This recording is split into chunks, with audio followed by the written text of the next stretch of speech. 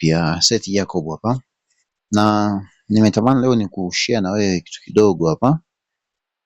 Watu wengi wanauliza kwamba ni kwa vipi nimekuwa nafanya kilimo alafu kidogo mazao yamekuwa yanastawi sana. Umeona? Labda wanafikiri kwamba nina mtaalamu fulani, lakini ukweli ni kwamba sina mtaalamu. Nafikiri mtaalamu wangu ni AI, artificial intelligence. Pamoja na kwamba nimekuwa nauliza baadhi ya wazoefu wa kilimo, lakini kikubwa sana ambacho nimekuwa natumia ni hii ChatGPT, wengi mnaijua. Pale nimekuwa napiga picha kwenye mazao alafu naiambia sasa ChatGPT yenyewe ifanyaje, inisaidie kutrack sasa maendeleo ya mimea au mazao ninayozalisha. Umeona? Kwa mfano sasa hapa nakwenda kushare hii picha yangu kwenye ChatGPT.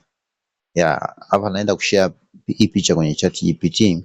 Hapo isha upload. Sasa kitu kikubwa ambacho nataka kuuliza hapa, kitu ninachotaka kuuliza, je, ni maendeleo sahihi?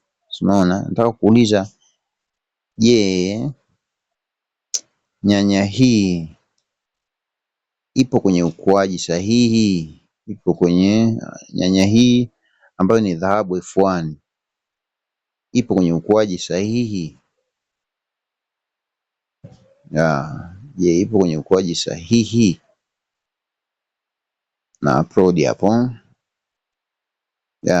Ndiyo, nyanya yako iko sahihi. Sasa hapa ni maelekezo ambayo yenyewe sasa inanionyesha kwamba sasa inachakata taarifa za kuhusiana na zao lenyewe, kwamba kwanza amezungumzia rangi ya majani ya kijani kibichi, hajapauka wala hakuna madoa. Inaonyesha kwamba ile NPK ipo sawa, mbolea sasa ile lishe iko sawa. Lakini pia shina la matawi anasema ni nene, viko sawa. Lakini pia maua na matunda vyote viko sawa. Mpangilio wa maua wa mmea, matawi yameshika kwenye vigingi vizuri. Sasa kitu kikubwa sana ambacho nataka nikiseme hapa kwamba anasema, yani kikubwa ninachotaka nikiseme ni nini, kwamba wakati mwingine hauhitaji sana mtaalamu. Hauhitaji sana mtaalamu. Hizi AI tusizitumie tu kwa kawaida. Mimi nimekuwa naitumia sana. Nimetumia mara nyingi mno. Kwenye mazao yote tangu nimeanza kutumia, nimepata matokeo makubwa mno. Kwa sababu yenyewe mara zote imekuwa inafanyaje? Imekuwa inaniguide hatua kwa hatua. Umeona? Naiambia kwamba labda ni nyanya nimepandikiza msimu fulani, halafu yenyewe inanipa ratiba nzima au activity zote ambazo nataka kuzifanya mpaka navuna. Lakini pia hata kwenye maharage nilivuna maharage yalikuwa yako vizuri sana, lakini kikubwa ambacho nilikuwa nakitumia ni hii ChatGPT.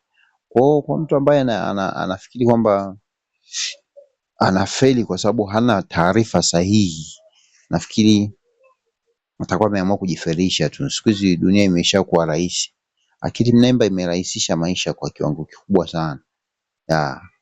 Kwa hiyo sasa hapa ananiuliza mwishoni, anasema kama ungependa nikupe ratiba ya mbolea, dawa kuanzia sasa hadi mwisho wa mavuno kulingana na hali ya mvua eneo lako.